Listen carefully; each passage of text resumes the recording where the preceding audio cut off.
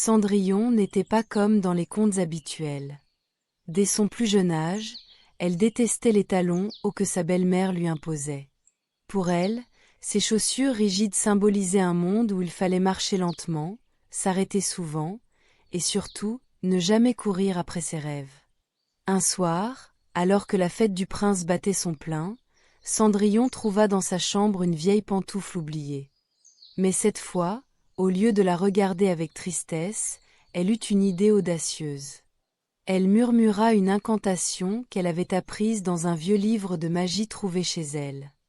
La pantoufle se transforma immédiatement en une paire de baskets étincelantes, légères comme l'air.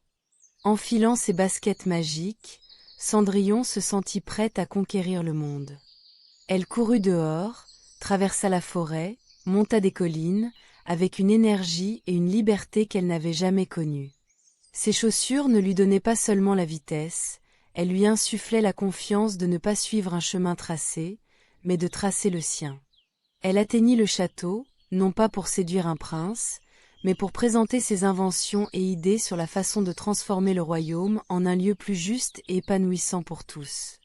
Sa détermination impressionna tout le monde, et bientôt, elle devint une conseillère respectée, honorée pour son esprit libre et son courage.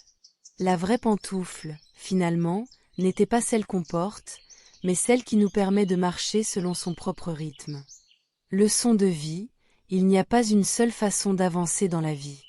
Trouver sa propre voie, même si elle va à l'encontre des attentes, est la clé pour réaliser ses rêves.